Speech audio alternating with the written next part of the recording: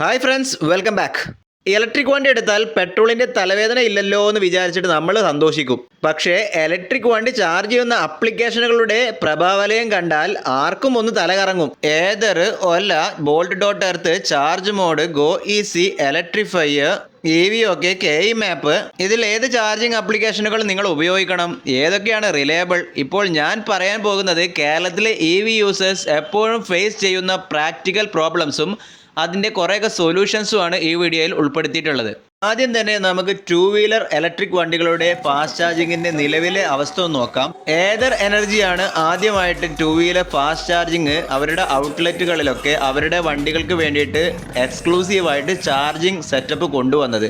പിന്നീട് അവർ cafe, hotels അതിൻ്റെ മുമ്പിലൊക്കെ fast charging setup കൊണ്ടുവരികയും ഇന്ന് നോക്കുകയാണെന്നുണ്ടെങ്കിൽ ഇന്ത്യയിൽ വെച്ചിട്ട് തന്നെ ഇലക്ട്രിക് ടൂ വീലേഴ്സിൽ ഏറ്റവും കൂടുതൽ ഫാസ്റ്റ് ചാർജിങ് നെറ്റ്വർക്ക് ഉള്ള ഇന്ത്യയിലെ ഒരേ ഒരു കമ്പനി ഏതർ എനർജി തന്നെയായിരിക്കും. ഏതർ എനർജിയുടെ ചാർജിങ് ആപ്ലിക്കേഷൻ അതെടുത്ത് പറയേണ്ടത് തന്നെയാണ്. അതായത് ഇന്ന് പല electric four wheeler DC charging ആപ്ലിക്കേഷനുകളിൽ കൊണ്ടുവരാൻ ഉദ്ദേശിക്കുന്ന ഫീച്ചേഴ്സ് അത് ഇവരുടെ ആപ്ലിക്കേഷനിൽ പണ്ട് മുതലേ ഉണ്ട് എന്നുള്ളതാണ്. ഓട്ടോ ചാർജിങ് ഫെസിലിറ്റി, അതായത് നമ്മുടെ കയ്യിൽ ഏതർ 450 ആണെന്നുണ്ടെങ്കിൽ അവരുടെ ആപ്ലിക്കേഷനും നമ്മളെ വണ്ടിയുടെ കൂടെ നമ്മൾ രജിസ്റ്റർ ചെയ്തിട്ടുണ്ടാവുമല്ലോ. ഒരു തവണ നമ്മൾ ഏതറിൻ്റെ DC ഫാസ്റ്റ് ചാർജർ ഉപയോഗിച്ചിട്ട് ഇതേ വാലറ്റ് ഉപയോഗിച്ച് വണ്ടി ചാർജ് ആക്കുന്നതോടുകൂടെ അവരുടെ ഡാറ്റാബേസിൽ കയറി ഇങ്ങനൊരു വണ്ടി അതിൻ്റെ വാലറ്റ് ഉണ്ട് എന്നുള്ളത്. പിന്നീട് നമ്മൾ ഏതറിൻ്റെ ഏതൊരു ചാർജിങ് സ്റ്റേഷനിൽ എത്തിപ്പെടുന്ന സമയത്തും അവരുടെ ഗണ്ണ് വണ്ടിയിലോട്ട് കണക്ട് ചെയ്യുന്ന സമയത്ത് തന്നെ ചാർജർ തന്നെ സെൻസ് ചെയ്യും ഇയാളുടെ വാലറ്റിൽ എന്തെങ്കിലും എമൗണ്ട് ഉണ്ടോ എന്നുള്ളത്. എമൗണ്ട് ഉണ്ട് എന്നുള്ളത് മനസ്സിലായി കഴിഞ്ഞാൽ ഓട്ടോമാറ്റിക്കായിട്ട് ചാർജിങ് സ്റ്റാർട്ട് ചെയ്യും.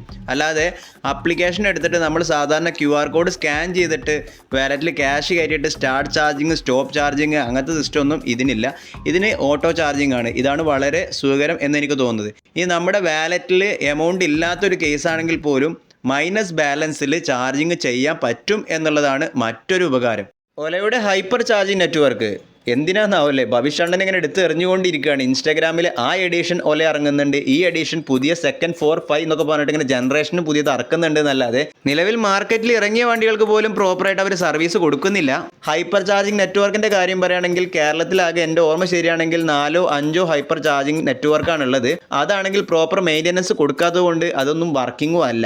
ഒലക്കാർക്കും ഏതരക്കാർക്കും കിട്ടിയ ഗുഡ് ന്യൂസ് ആയിരുന്നു തേർഡ് പാർട്ടി ആപ്ലിക്കേഷൻ ആയിട്ടുള്ള ബോൾട്ട് ഡോട്ട് എർത്തിൻ്റെ വരവ്. അതായത് ടൈപ്പ് 6ഉം ടൈപ്പ് 7ഉം കണക്റ്റേഴ്സ് ഉള്ള വണ്ടികൾ ഇവരുടെ ഈ ചാർജറിൽ കൊണ്ടുവന്ന് കണക്ട് ചെയ്ത് കഴിഞ്ഞാൽ DC ഫാസ്റ്റ് ചാർജിങ് ചെയ്യാം എന്നുള്ളതാണ്. പക്ഷെ ഒരു തേർഡ് പാർട്ടി ആപ്ലിക്കേഷൻ ആയതുകൊണ്ട് തന്നെ പല വണ്ടികളും ഇതിൽ പല ബ്രാൻഡുകളും ഇതിനെ സപ്പോർട്ട് ചെയ്യാത്തത് കൊണ്ട് കാലക്രമേണ സോഫ്റ്റ്വെയർ അപ്ഡേറ്റിലൂടെയാണ് സപ്പോർട്ടായി വരുന്നത്. ഉദാഹരണം പറയുകയാണെന്നുണ്ടെങ്കിൽ സിമ്പിൾ എനർജി ഒന്നും ആദ്യം സപ്പോർട്ട് ചെയ്തിരുന്നില്ല, ഇപ്പോൾ പലതും സപ്പോർട്ട് ചെയ്ത് വരുന്നുണ്ട്. അതുപോലെ തന്നെ പുതിയ അപ്ഡേഷനിൽ അൾട്രാ വയലറ്റ് പോലുള്ള വണ്ടികൾ വരെ സപ്പോർട്ട് ചെയ്ത് തുടങ്ങിയിട്ടുണ്ട് എന്നുള്ളതാണ് കേൾക്കുന്നത്. അതിന് പുറമെ ഏതൊക്കെ ഇവരെ സപ്പോർട്ട് ചെയ്ത് തുടങ്ങി എന്നുള്ളതാണ്. കാരണം ഏതർ എനർജി എന്നുള്ള അവരുടെ ആപ്ലിക്കേഷനിൽ ബോൾട്ടിൻ്റെ ചാർജസ് ഒക്കെ ഇപ്പോൾ കാണിച്ചു തുടങ്ങിയിട്ടുണ്ട്. എനിക്ക് ഇവരുടെ ആകെ ഒരു പ്രശ്നമാണ് എടുത്തു പറയാനുള്ളത്. അതായത് ഇവരുടെ ചാർജിങ് ആപ്ലിക്കേഷൻ തന്നെ ബോൾട്ട് ഡോട്ട് എർത്ത് എന്ന് പറയുന്ന ഈ ആപ്ലിക്കേഷൻ അത്ര യൂസർ ഫ്രണ്ട്ലി അല്ല. ഇവരുടെ ആപ്ലിക്കേഷൻ പ്ലേ സ്റ്റോറിലും അതുപോലെ തന്നെ ആപ്പ് സ്റ്റോറിലും ജസ്റ്റ് ബോൾട്ട് ഡോട്ട് എർത്ത് എന്ന് പറഞ്ഞിട്ട് EV ചാർജിങ് ആപ്പ് എന്നുള്ളത് സെർച്ച് ചെയ്ത് നോക്കിയാൽ തന്നെ കിട്ടുന്നതായിരിക്കും. ജസ്റ്റ് അതൊന്ന് ഡൗൺലോഡ് ചെയ്തിട്ട് നമ്മളെ ഫോൺ നമ്പർ നൽകിയിട്ട് OTP വെരിഫിക്കേഷൻ കഴിയുന്നതോടുകൂടെ നെയിം എന്നുള്ളത് ചോദിക്കും. അതിൽ നമ്മളെ പേര് കൊടുത്താൽ ഉടനെ തന്നെ അതിൻ്റെ താഴ്ഭാഗത്ത് റെഫറൽ കോഡ് ചോദിക്കുന്നുണ്ട്. അത് സ്കിപ്പ് ചെയ്യാതെ ഞാൻ സ്ക്രീനിൽ കാണിക്കുന്ന ഈ റെഫറൽ കോഡ് നിങ്ങൾ ടൈപ്പ് ചെയ്യുക. അവിടെ റെഫറൽ കോഡ് നിങ്ങൾ ടൈപ്പ് ചെയ്യുകയാണെങ്കിൽ നിങ്ങളുടെ വാലറ്റിൽ ഫ്രീ ആയിട്ട് 50 രൂപ കമ്പനിയുടെ ഭാഗത്ത് നിന്ന് കിട്ടുന്നതായിരിക്കും. ഇനി റെഫറൽ കോഡ് പിന്നീട് ടൈപ്പ് ചെയ്യാം എന്ന് വിചാരിച്ചിട്ട് അത് സ്കിപ്പ് അടിച്ച് മുന്നോട്ട് പോയി കഴിഞ്ഞാൽ നിങ്ങളുടെ വാലറ്റിൽ പിന്നെ ഒരിക്കലും റെഫറൽ കോഡ് അടിച്ചിട്ടുള്ള ആ 50 രൂപ കിട്ടാനുള്ള സാധ്യതയില്ല.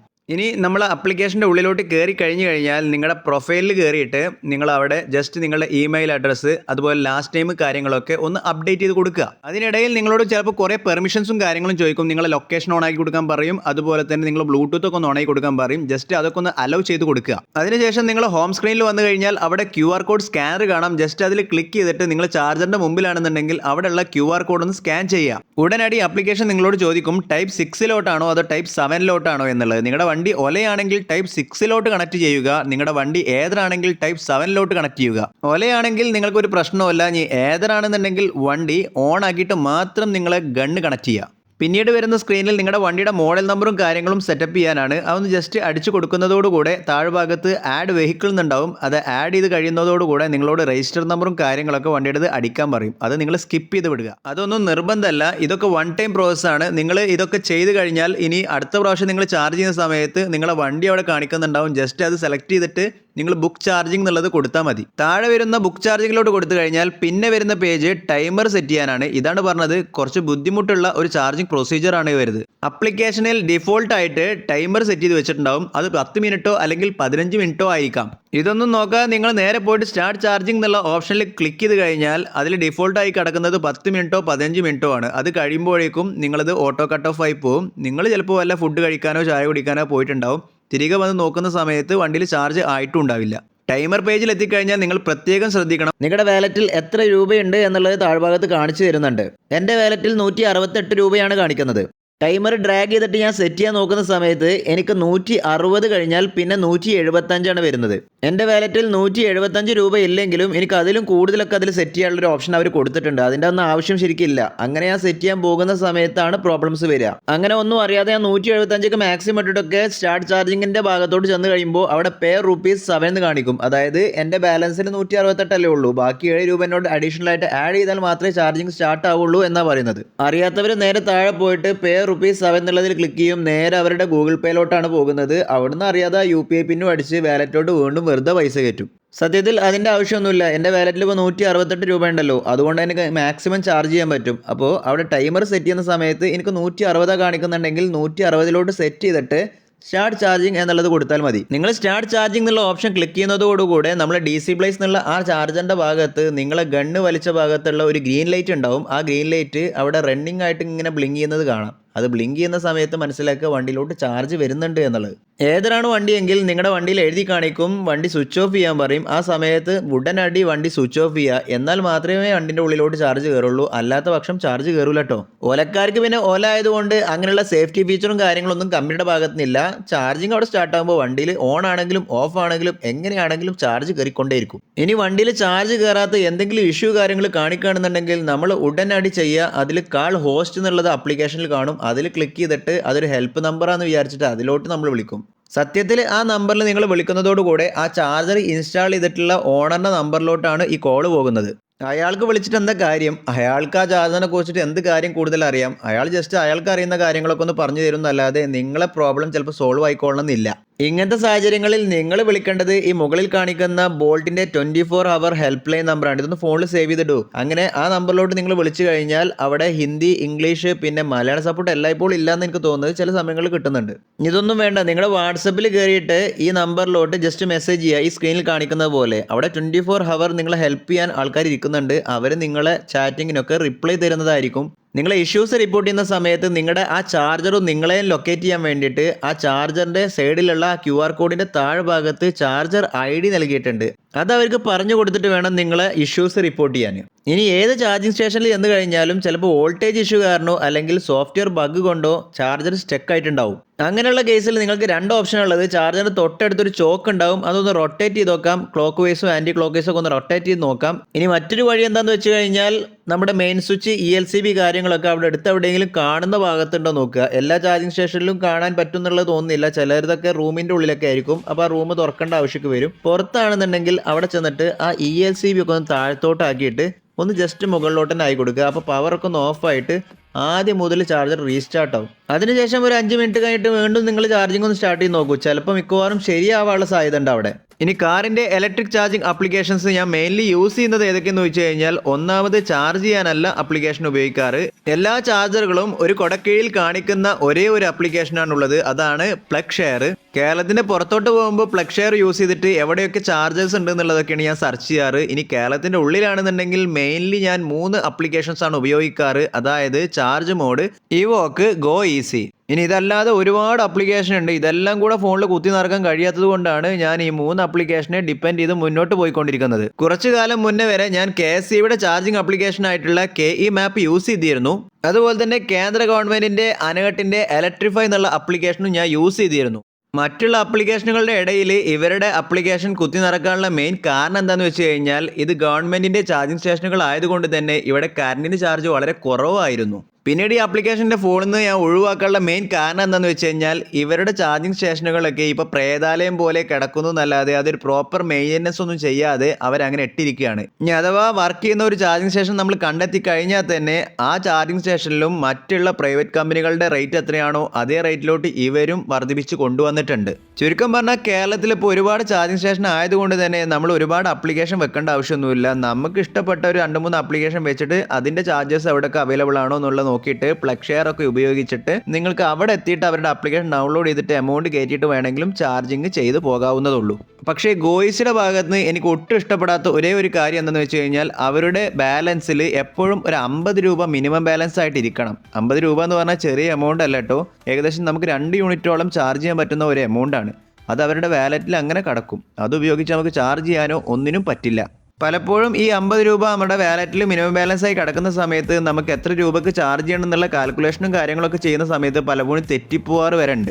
ഇതേ സമയത്ത് ചാർജ് മോഡിൻ്റെ ഒരു ഗുണം എന്താണെന്ന് വെച്ച് കഴിഞ്ഞാൽ നമ്മുടെ വാലറ്റിൽ എത്ര രൂപയാണോ ബാലൻസ് ഉള്ളത് അത് ഫുള്ളായിട്ട് നമുക്ക് നമ്മുടെ വണ്ടിയിലോട്ട് ചാർജ് ചെയ്തിട്ട് ചാർജിങ് സ്റ്റേഷനിൽ പോരാവുന്നതാണ്. ഇതിന് പുറമെ ചാർജ് മോഡിൻ്റെ ആപ്ലിക്കേഷൻ പുതിയ അപ്ഡേറ്റ് ഒക്കെ വന്നിട്ടുണ്ട്. അതിൽ ഓട്ടോ ചാർജിങ് ഫെസിലിറ്റി ഒക്കെ കാണിക്കുന്നുണ്ട്. അതായത് ഞാൻ മുന്നേ പറഞ്ഞിട്ടുള്ള ഏതണ്ട പോലുള്ള ആ ഒരു ഫെസിലിറ്റി അതൊക്കെ വരുന്നതോടുകൂടെ ചാർജിങ് ലെവലിൻ്റെ ആ ഒരു സിസ്റ്റം നമ്മുടെ കൺസെപ്റ്റിൽ നിന്ന് പുതിയ ലെവലിലോട്ട് മാറി തുടങ്ങും. ഇതേ സമയം നമ്മൾ എടുത്തു പറയേണ്ടതാണ് പ്രഭ EV എന്ന് പറഞ്ഞിട്ടുള്ള നമ്മുടെ ഫ്രണ്ട് ആയിട്ടുള്ള ഗോവിന്ദ് ബ്രോയുടെ ഇനീഷ്യേറ്റീവ്.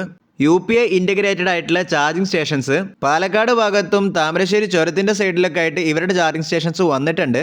ഇതിൻ്റെ ഒരു ഗുണം എന്താണെന്ന് വെച്ച് കഴിഞ്ഞാൽ ഏതൊരു സാധാരണക്കാരന് വേണമെങ്കിലും ഈ UPI ഇൻ്റഗ്രേറ്റഡ് ആയിട്ടുള്ള ചാർജിങ് സ്റ്റേഷനിൽ എത്തിപ്പെട്ട് കഴിഞ്ഞാൽ കയ്യിലൊരു ആപ്പിൻ്റെ ആവശ്യമില്ല. ആകെ നിങ്ങളടുത്ത് വേണ്ടത് ക്യാഷ് അടക്കാനുള്ള ഗൂഗിൾ പേ ആണ്. ഗൂഗിൾ പേ വഴി അവരുടെ QR കോഡ് അവിടെ ഉണ്ടാവും. അത് സ്കാൻ ചെയ്തിട്ട് ജസ്റ്റ് എമൗണ്ട് എത്ര രൂപക്കാണോ നിങ്ങൾ ചാർജ് ചെയ്യാൻ ഉദ്ദേശിക്കുന്നത് ആ എമൗണ്ട് അയച്ചു കൊടുക്കുക ആദ്യം.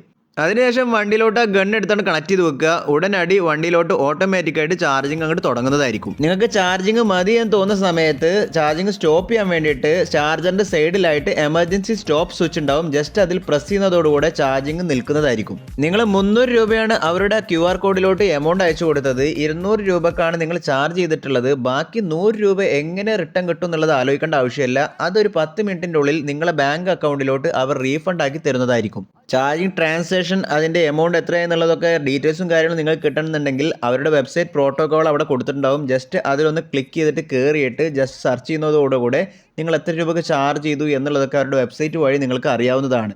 അതിന് പുറമെ 24 അവർ നിങ്ങളെ ഹെൽപ്പ് ചെയ്യാൻ അവരുടെ കസ്റ്റമർ കെയറും അവൈലബിൾ ആയിരിക്കും. ഇവരുടെ ഒരു പ്രശ്നം ആകെ ഞാൻ കണ്ടുവന്നിട്ടുള്ളത് കഴിഞ്ഞ പ്രാവശ്യം ഞാൻ പാലക്കാട് ഭാഗത്തൂടെ പോകുമ്പോൾ ഇങ്ങനെ ചാർജിങ് സ്റ്റേഷൻ അവിടെ ഉണ്ടോ എന്നുള്ള കാര്യം എനിക്കറിയില്ലായിരുന്നു. കാരണം ആപ്ലിക്കേഷനും ഒന്നുമില്ലല്ലോ. ആപ്ലിക്കേഷൻ വഴിയാണല്ലോ നമ്മൾ ചാർജർ എവിടെ എന്നുള്ളത് ലൊക്കേറ്റ് ചെയ്യാറ്. അങ്ങനെ ഞാൻ വന്നിട്ട് ഗോയിസിയുടെ ചാർജിങ് സ്റ്റേഷനിൽ വണ്ടി കൊണ്ടുവന്നിട്ട് ചാർജർ കണക്ട് ചെയ്തിട്ട് 1 കിലോമീറ്റർ അപ്പുറത്താണ് ഹോട്ടൽ കിടക്കുന്നത്. ഹോട്ടലിൽ പോയിട്ട് ഫുഡ് കഴിക്കാൻ ഞാൻ നടന്നു പോയ സമയത്താണ് കാണുന്നത് ഗോവിന്ദ് ബ്രോൻ്റെ UPI ഇൻ്റഗ്രേറ്റഡ് ആയിട്ടുള്ള ചാർജർ അവിടെ സ്ഥിതി ചെയ്യുന്നത്. അതായത് ആപ്പും കോപ്പൊന്നും വേണ്ട, ജസ്റ്റ് അവരുടെ ഗൂഗിൾ പേയിലോട്ട് പൈസ അയച്ചു കൊടുത്ത് ചാർജറിന് കണക്ട് ചെയ്ത് കഴിഞ്ഞാൽ ചാർജർ ഓൺ ആവുന്ന ആ സിസ്റ്റം. ഇത്രയും ഈസി ആയിട്ടുള്ള സിസ്റ്റം തൊട്ടപ്പുറത്തുണ്ടായിട്ട് ഞാൻ ഗോയിസിയിൽ പോയിട്ടാണ് കണക്ട് ചെയ്തിട്ടുള്ളത്. ഇതൊരു സ്റ്റാർട്ടപ്പ് ഇനീഷ്യേറ്റീവ് ആയതുകൊണ്ട് തന്നെ കേരളത്തിൽ ആകെ 4-5 ചാർജേഴ്സ് ഉള്ളൂ ഇവർക്ക് ആകെ അവൈലബിൾ ആയിട്ടുള്ളൂ. അപ്പോൾ അങ്ങനെ നിൽക്കുന്ന സമയത്ത് ഇനി ഇവർ ആപ്ലിക്കേഷൻ ഇറക്കിയാൽ തന്നെ ഈ 4-5 ചാർജേഴ്സിനും വേണ്ടിയിട്ട് നമ്മൾ ആ ആപ്ലിക്കേഷൻ ഉപയോഗിക്കുമോ? അതൊരു ചോദ്യമാണ്. എന്തായാലും അടുത്ത പ്രാവശ്യം ഞാൻ ഇതിലൂടെ പാസ് ചെയ്യുന്ന സമയത്ത് ഗോയിസി കാണുമ്പോൾ എനിക്ക് മനസ്സിൽ അപ്പം ക്രാക്കാവും. ഈ ആപ്ലെസ് ആയിട്ടുള്ള ആപ്പും കോപ്പൊന്നും ഇല്ലാത്ത തൊട്ടപ്പുറത്തുള്ള ചാർജർ ഇവിടെ ഉണ്ട്. അപ്പോൾ അതിലോട്ട് കയറാന്നുള്ളത് തന്നെ ആയിരിക്കും എൻ്റെ മനസ്സ് പറയാം. എനിക്ക് തോന്നുന്നു ഈ UPI ഇൻ്റഗ്രേറ്റഡ് ആയിട്ടുള്ള ഈ ചാർജിങ് ഫെസിലിറ്റി ഒക്കെ തന്നെയായിരിക്കും ഫ്യൂച്ചർ. ഈ പലതരം കമ്പനികളുടെ ചാർജിങ് സ്റ്റേഷനുകളുടെ ആപ്ലിക്കേഷനുകളിൽ നിന്നും നമ്മൾ രക്ഷപ്പെടണമെന്നുണ്ടെങ്കിൽ എനിക്ക് തോന്നുന്ന ഒരു ഐഡിയ, ഓരോ വണ്ടിക്കും ഒരു വാലറ്റ് ഉണ്ടാവണം. നമ്മൾ ഏത് ആപ്ലിക്കേഷൻ ഉപയോഗിച്ചിട്ടും പൈസ കയറ്റി കഴിഞ്ഞാൽ ഈ വണ്ടിയുടെ വാലറ്റിലോട്ടായിരിക്കും കയറുക. നിങ്ങൾ ഏത് ചാർജിങ് സ്റ്റേഷനിൽ എത്തിക്കഴിഞ്ഞാലും ആ ഗൺ ഇതിലോട്ട് കണക്ട് ചെയ്യുന്ന സമയത്ത് വണ്ടിയുടെ വാലറ്റിൽ പൈസയുണ്ടോ എന്നുള്ളത് സെൻസ് ചെയ്തിട്ട് ഏതെങ്കിലും ആപ്ലിക്കേഷനോ എന്തോ ആയിക്കോട്ടെ അതിൽ ഓട്ടോ ചാർജ് ഫെസിലിറ്റി എന്നുള്ള തരത്തിൽ നമ്മുടെ വണ്ടിയുടെ വാലറ്റിൽ നിന്നും അത് ഏത് കമ്പനിയുടെ വാലറ്റ് ആയിക്കോട്ടെ എന്തായിക്കോട്ടെ വണ്ടിക്ക് വാലറ്റ് ഉണ്ടോ ആ വാലറ്റിൽ നിന്നും എമൗണ്ട് അവർ പിടിച്ചെടുത്തോട്ടെ, വണ്ടിയിലോട്ട് ഫാസ്റ്റ് ചാർജിങ് ചെയ്യട്ടെ. ഇതായിരിക്കണം ഫ്യൂച്ചർ. അങ്ങനെയുള്ള ഒരു ഫ്യൂച്ചറിന് വേണ്ടി നമുക്ക് കാത്തിരിക്കാം. നമ്മുടെ വീഡിയോ നിങ്ങൾക്ക് ഇഷ്ടമായിട്ടുണ്ടെങ്കിൽ നിങ്ങളുടെ ഫ്രണ്ട്സുമായിട്ടൊക്കെ ഒന്ന് ഷെയർ ചെയ്യുക, ലൈക്ക് അടിക്കുക, സബ്സ്ക്രൈബ് ചെയ്യുക, നിങ്ങളെ വിലയേറിയ കമൻറ്റൊക്കെ ഒന്ന് അറിയിക്കുക. അടുത്ത വീഡിയോയുമായി നമ്മൾ തമ്മിൽ കണ്ടുമുട്ടുന്നത് വരെ I am going to signing off. This is your friend Fasi Muhammad.